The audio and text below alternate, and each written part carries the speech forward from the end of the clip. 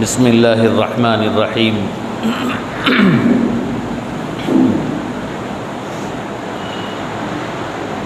نحمده ونصلي ونسلم على رسولنا الكريم، اما بعد فقد قال الله تعالى: اعوذ بالله من الشیطان الرجیم، بسم اللہ الرحمن الرحیم۔ قل هل يستوي الذين يعلمون والذين لا يعلمون انما يتذكر اولو الالباب۔ قال النبي صلى الله تعالى عليه وسلم: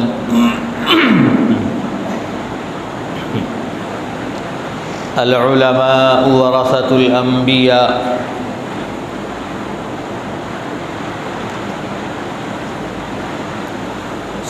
او کما قال علیہ الصلاۃ والسلام۔ محترم سامعین اکرام، عزیز بزرگان دین،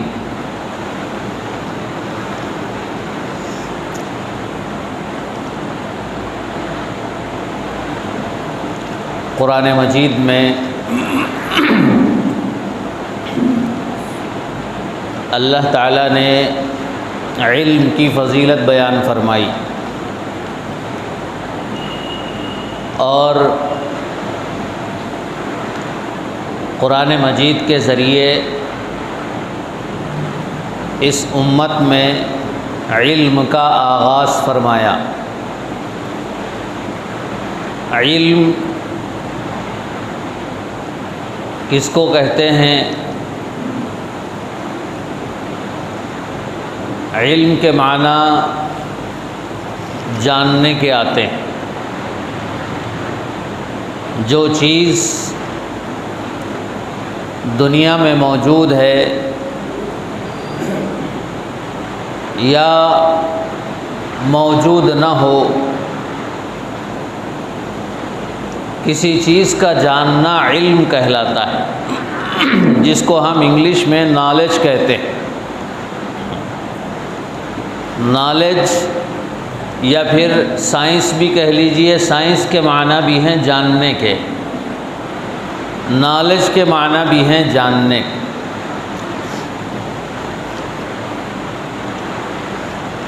اس دنیا کے اندر جو علم آیا ہے، جو تعلیم یا ایجوکیشن جو آیا ہے، وہ اللہ رب العزت کی طرف سے اس دنیا میں علم آیا ہے۔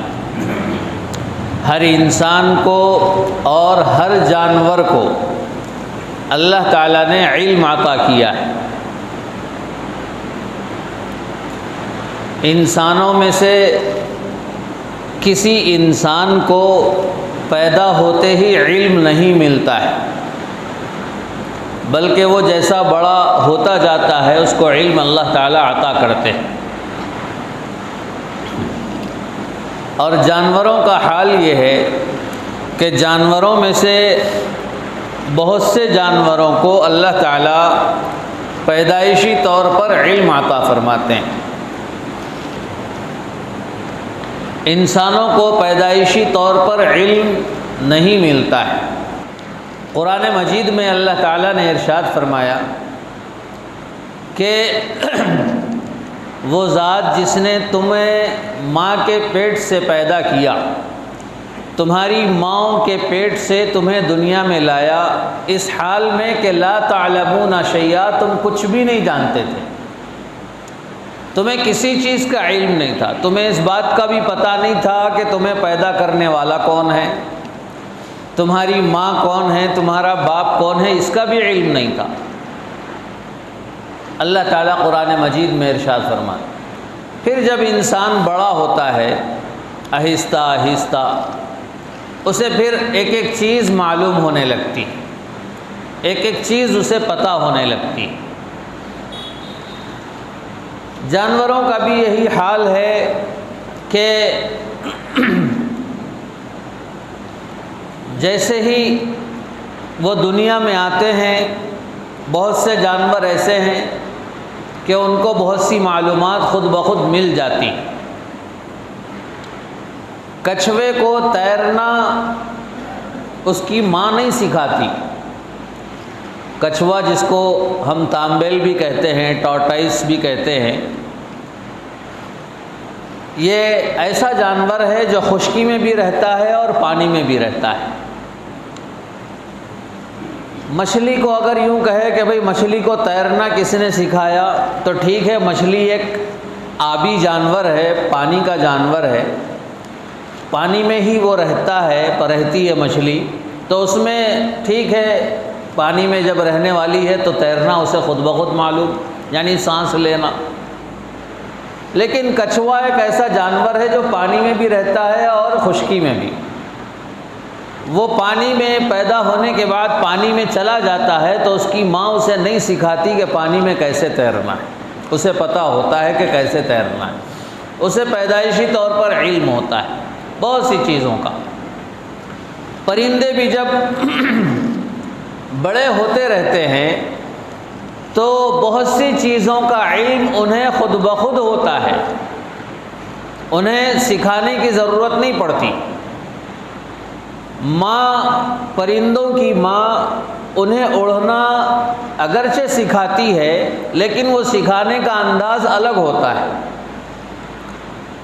انسانوں میں باپ یا ماں بچے کی انگلیاں پکڑ کے، ان کے ہاتھ پکڑ کے چلنا سکھاتے ہیں، لیکن کوئی پرندہ اپنی چونچ میں اپنے بچے کا پر پکڑ کے اڑنا نہیں سکھاتی ہے۔ وہ اپنے گھونسلے سے بچے کو باہر کر دے گی، جب اس کے پر تھوڑے بڑے ہو جائیں گے تو وہ خود بخود پھڑ پھڑا کے اڑنا سیکھ جاتا ہے۔ پھر جب پرندہ اور بڑا ہوا تو وہ گھونسلہ بنانا سیکھ جاتا ہے خود بخود، اسے ماں نہیں سکھاتی کہ بھئی کاڑیاں ایسی جمع کرنا ہے، گھاس پھوس ایسا جمع کرنا ہے، اسے ماں نہیں بتاتی۔ تو انسانوں کو ملنے والا علم الگ ہے، جانوروں کو ملنے والا علم الگ ہے۔ جانوروں کو جو علم ملتا ہے وہ خود بخود قدرتی طور پہ اللہ کی طرف سے ملتا ہے، اور انسانوں کو جو علم ملتا ہے وہ علم وہ محنت سے حاصل کرنا پڑتا ہے۔ اگر وہ محنت کرتا ہے اور وہ سیکھنے کی کوشش کرتا ہے، سیکھتا ہے، تب جا کے اسے علم حاصل ہوتا ہے، اور اگر وہ نہیں سیکھنا چاہتا تو پھر اسے علم نہیں ملتا ہے۔ اس لیے دنیا میں کتنے ایسے انسان ہیں جو بڑے سے بڑے پڑھے لکھے ہیں، اور کتنے ایسے ہیں جو ان پڑھ سے ان پڑھ اور جاہل سے جاہل ہیں۔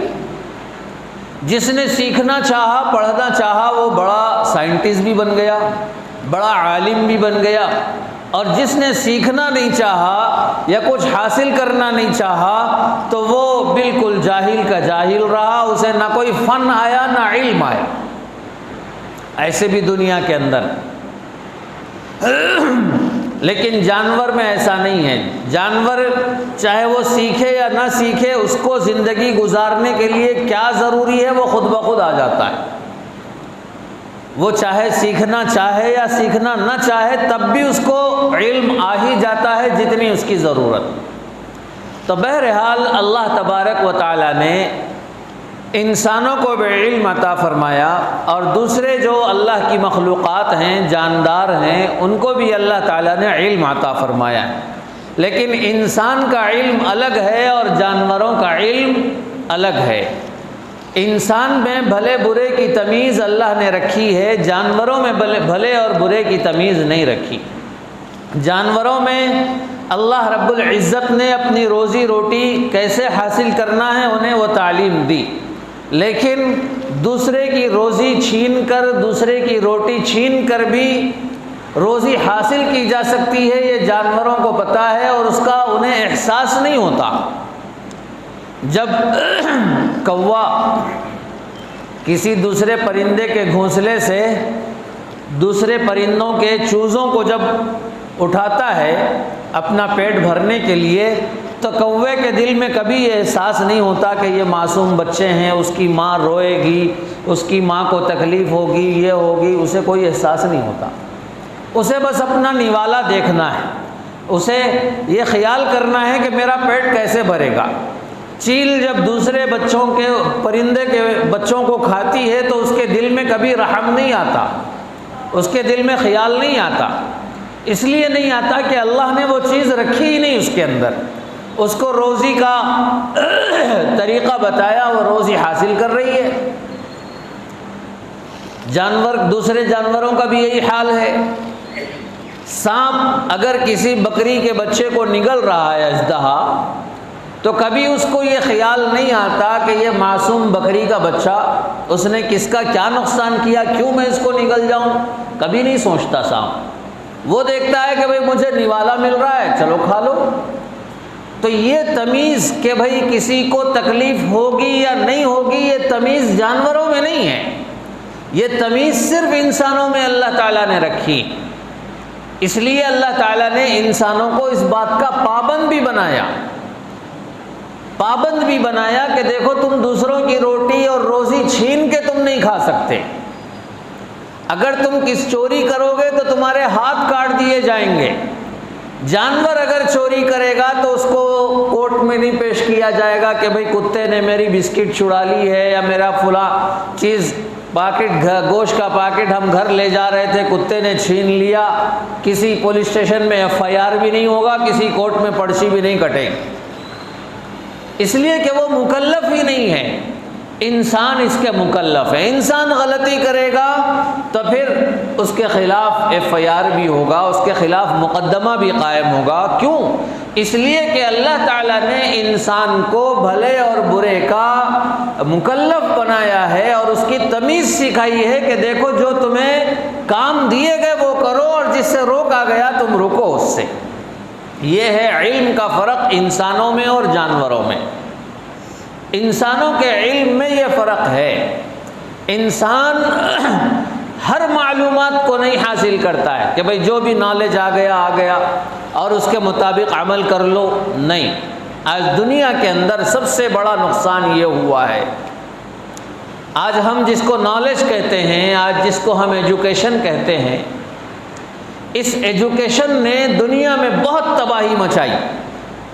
آپ کو تعجب ہوگا کہ بھئی ایجوکیشن تباہی کیسے مچا سکتا ہے، علم تباہی کیسے مچا سکتا ہے، لیکن ہے حقیقت ہے۔ اس لیے ہے کہ یہ ایجوکیشن الگ ہے، قرآن نے جو ایجوکیشن اور تعلیم دی تھی وہ الگ ہے۔ اس لیے اس ایجوکیشن کی وجہ سے دنیا میں تباہی آ گئی۔ بینکوں کے لوٹنے والے کوئی جاہل انسان نہیں ہیں، سائبر کرائم کرنے والے کوئی جاہل لوگ نہیں ہیں، دوسرے لوگوں کے پیسے ہڑپنے والے یا دوسروں کی جائیدادیں چھیننے والے کوئی جاہل انسان نہیں ہیں، بہنوں کا حق مارنے والے کوئی جاہل انسان نہیں ہیں، غریبوں کا پیسہ، عوام کا پیسہ چوسنے والے، بلکہ پیسہ اس کا غریبوں کا خون تک چوسنے والے کوئی چھوٹے موٹے آدمی نہیں ہیں، بڑے انٹلیکچل دنیا کے ماہرین ہیں، بڑے بزنس مین ہیں جو قوموں کا پیسہ کھا رہے ہیں، قوموں کو لڑانے والے، قوموں کے خون کے دشمن کوئی جاہل قوم نہیں، جاہل لوگ نہیں ہیں کہ ایک دوسرے کو لڑا رہے ہیں، بلکہ پارلیمنٹ میں بیٹھے ہوئے بڑے بڑے پولیٹکس ہیں، بڑے بڑے پولیٹیشن ہیں جو قوم کو نقصان پہنچا رہے ہیں۔ بھائی اگر ایجوکیشن، خالص ایجوکیشن، نرا ایجوکیشن اگر کسی کو نجات دلانے والا ہے تو پھر یہ بھی تو ایجوکیٹڈ ہیں، پڑھے لکھے ہیں، لیکن کیا ہو رہا ہے دنیا کے اندر؟ یہ بھوک مری کو عام کر رہے ہیں، غریبوں کا خون چوس رہے ہیں۔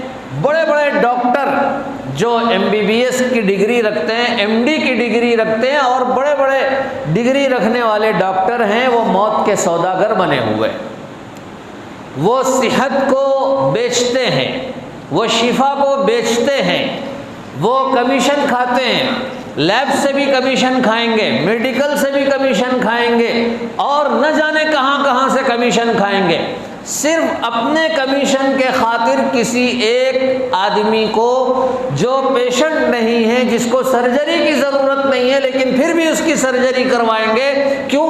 مجھے کمیشن چاہیے۔ یہ ایجوکیٹڈ لوگ ہیں، یہ کوئی غیر تعلیم یافتہ یا جاہل طبقہ نہیں ہے۔ فرق یہی ہے کہ ایک ایجوکیشن وہ ہے جو دنیا کے اندر تباہی لا رہا ہے، اور ایک ایجوکیشن وہ ہے جس نے دنیا کے اندر انقلاب پیدا کیا، جس نے دنیا کے اندر انسانیت کو جگایا، جس نے دنیا کے اندر رحم دلی کو جگایا، ایک دوسرے کے درد کا احساس پیدا کیا۔ وہ جو ایجوکیشن ہے وہ قرآن کا ایجوکیشن۔ اس میں ٹھیک ہے آپ کو سائنسی معلومات نہیں ملیں گے، اس میں چاند پہ کیسے جانا ہے، مریخ پہ کیسے جانا ہے، اور پھر آسمانوں کی سیر کیسی کرنی ہے، اور پھر زمین کے اندر غار کیسے بنانے ہیں، سرنگ کیسے بنانے ہیں، یہ ساری چیزیں اس قرآن میں نہیں ملیں گی، لیکن ایک دوسرے کا درد قرآن میں ملے گا، اور ایک دوسرے کا درد آپ دنیا کی تعلیم میں نہیں مل سکتا۔ میرے دوستو، اگر آپ کے پاس ہارٹ کا کوئی ڈیسیز ہو جائے، دل کی کوئی بیماری ہو جائے، آپ کسی ایم ڈی کے پاس چلے جائیں گے، کسی دل کے ڈاکٹر کے پاس چلے جائیں گے اور جا کے کہیں گے کہ بھئی یہ دل کا فلاں مسئلہ ہے، مجھے چیسٹ کا فلاں مسئلہ ہے، میری کڈنیاں خراب ہو گئی ہیں، فلاں ہو گیا ہے۔ آپ ہر بیماری کے بارے میں جا کے آپ اس سے علاج کروا سکتے ہیں، لیکن ایک بیماری وہ ہے جو نظر نہیں آتی۔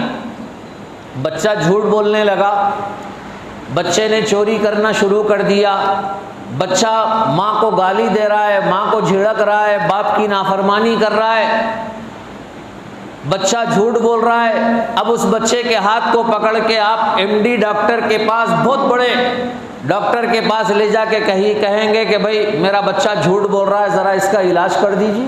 ہے اس کے پاس علاج؟ کیا اس کے پاس چوری کا علاج ہے؟ کیا اس کے پاس بچے کی نافرمانی کا علاج ہے؟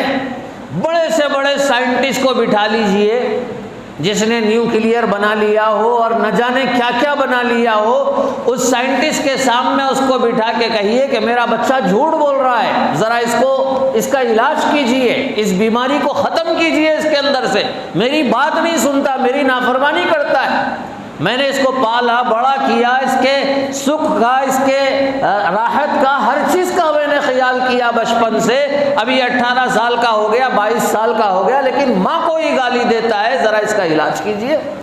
کوئی کر سکتا ہے ڈاکٹر علاج؟ کوئی سائنٹسٹ کر سکتا ہے؟ نہیں کر سکتا۔ وہی ماں بچے کا ہاتھ پکڑ کے اگر کسی عالم کے پاس، کسی مفتی کے پاس، کسی نیک آدمی کے پاس، کسی اللہ والے کے پاس لے جائے اور کہے کہ دیکھیے یہ میرا بچہ نافرمانی کر رہا ہے، ذرا اس کا علاج کیجئے، اس کے پاس علاج مل جائے گا۔ جس نے دنیا کی ڈگری حاصل کر لی، اس کے پاس جھوٹ کا علاج نہیں ملے گا، اس کے پاس گناہوں سے بچنے کا طریقہ نہیں ملے گا۔ لیکن جس نے قرآن پڑھا، جس نے قرآن پہ عمل کیا، قرآنی تعلیمات سے واقفیت حاصل کی، اور اللہ کے نبی علیہ الصلاۃ والسلام کی شریعت کو جو جانتا ہے، اس کے پاس جھوٹ کا علاج ملے گا، اس کے پاس حسد کا علاج ملے گا، کینہ اور دشمنی کا علاج ملے گا، نافرمانی کا علاج ملے گا، گناہوں میں ملوث ہو گیا ہے تو گناہ کیسے چھوڑنے اس کا علاج ملے گا۔ اسی لیے کہتے ہیں کہ بیماریاں دو ہوتی ہیں، ایک بیماری وہ ہے جو نظر آتی اور ایک بیماری وہ ہے جو نظر نہیں آتی۔ تو یہ جھوٹ بولنا وغیرہ یہ روحانی بیماریاں ہیں، اسپریچول ڈیزیز، یہ انویزیبل ڈیزیز ہیں کہ یہ نظر نہیں آتی، اور ایک بیماری وہ ہے جو نظر آتی ہے۔ ہارٹ کا پیشنٹ ہو گیا، کڈنیاں خراب ہو گئی، شوگر ہو گیا، بی پی ہو گیا، یہ نظر آنے والی بیماریاں ہیں۔ ان بیماریوں کا علاج دنیا کی تعلیم میں مل سکتا ہے، لیکن روحانی بیماریوں کا علاج دنیا کی تعلیم میں نہیں مل سکتا۔ اس لیے میرے دوستو مجھے یہ بتانا ہے کہ اللہ رب العزت نے قرآن مجید سے جس علم کا آغاز کیا ہے وہ علم علم نجات ہے، وہ علم نجات دینے والا علم ہے۔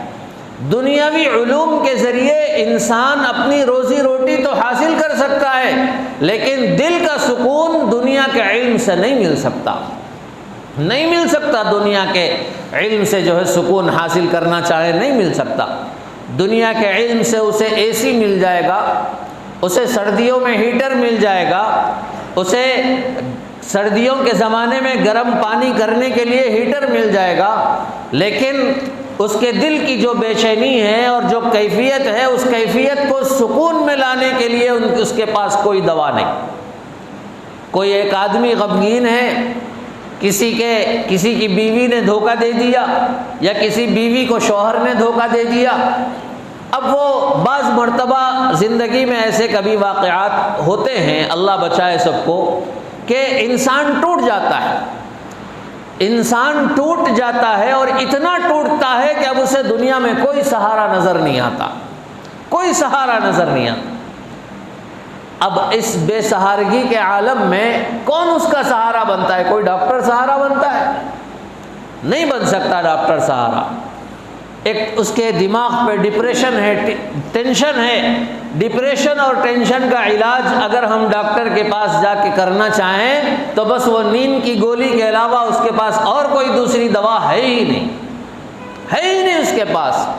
لیکن اسی ڈپریشن کا علاج قرآن مجید میں مل جائے گا، اسی ٹینشن کا علاج قرآن مجید میں ملے گا، کہ آج تک دنیا میں کسی نے سکون کا کوئی انجیکشن نہیں بنایا، خوشی کا انجیکشن آج تک کسی کے پاس نہیں ہے کہ بھئی میں غم میں مبتلا ہوں، مجھے خوشی کا انجیکشن لگا دیا جائے۔ مل سکتا ہے کہیں خوشی کا انجیکشن؟ کہیں نہیں ملے گا۔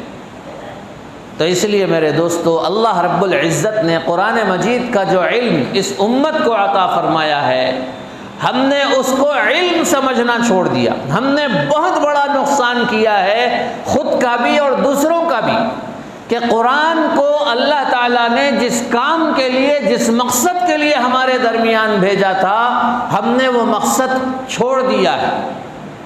ہم قرآن کے صرف حروف پڑھتے ہیں، قرآن کو ہم عربی میں پڑھتے ہیں لیکن سمجھنا نہیں چاہتے، اہل علم کی مجلسوں میں جانا نہیں چاہتے، ہم بیانات سننا نہیں چاہتے، ہم قرآن مجید کے درس کو سننا نہیں چاہتے۔ آج کتنے ہیں دنیا کے اندر جو قرآن مجید سے غافل ہے؟ قرآن اس دنیا پہ حکمرانی کے لیے آیا ہے۔ میرے دوستو، آج دنیا والوں کو مسلمانوں سے دشمنی اس لیے نہیں ہے کہ مسلمان ہیں، مسلمانوں سے دشمنی صرف اس لیے ہے کہ وہ قرآن کی جب بات کرتے ہیں، وہ قرآن کو جب پارلیمنٹ میں لانا چاہتے ہیں، وہ قرآن کو جب کورٹ میں لانا چاہتے ہیں، وہ قرآن کو جب پولیس اسٹیشن میں لانا چاہتے ہیں، وہ قرآن کو جب ہاسپٹل میں لانا چاہتے ہیں، تب دشمنی بڑھتی ہے۔ قرآن کو سائیڈ میں رکھ دو، اس کے بعد جو چاہے کرو، کسی کو کوئی دشمنی نہیں، کوئی دشمنی نہیں۔ میرے دوستو، یہی دنیا ہے۔ سب کو، پورے اسلام کے دشمنوں کو اگر دشمنی ہے تو قرآن سے ہے، مسلمانوں سے کوئی دشمنی نہیں۔ آج دیکھ لیجئے کیا ہو رہا ہے دنیا کے اندر۔ قرآن جہاں اترا وہاں پہ کیسی کیسی عیدیں منائی جا رہی ہیں، وہاں کیسے کیسے کھیل کھیلے جا رہے ہیں، ننگے پن کی حدیں ختم کی جا رہی ہیں وہاں پر جہاں قرآن اترا ہے، اس سرزمین پہ۔ کیوں بھئی؟ اگر دشمنی تھی مسلمانوں سے تو کیوں یہ سب ہو رہا ہے؟ مسلمانوں سے دشمنی نہیں ہے، قرآن سے دشمنی۔ ہم چاہتے ہیں کہ قرآن کو پارلیمنٹ میں لایا جائے، ہم چاہتے ہیں قرآن کو کورٹ میں لایا جائے، ہم چاہتے ہیں قرآن کو پولیس اسٹیشنوں میں داخل کیا جائے، ہم چاہتے ہیں قرآن کو ساری چیزیں ہر جگہ داخل کیا جائے، لیکن وہ چاہتے ہیں کہ نہ آئے۔ یہ نہیں ہو سکتا۔ ٹھیک ہے، تم نمازیں پڑھنا ہے پڑھ لو، روزے رکھ لو، تم نام مسلمان رکھ لو، کیا کرنا ہے کر لو، لیکن قرآن کی حکمرانی کی بات نہیں آئی۔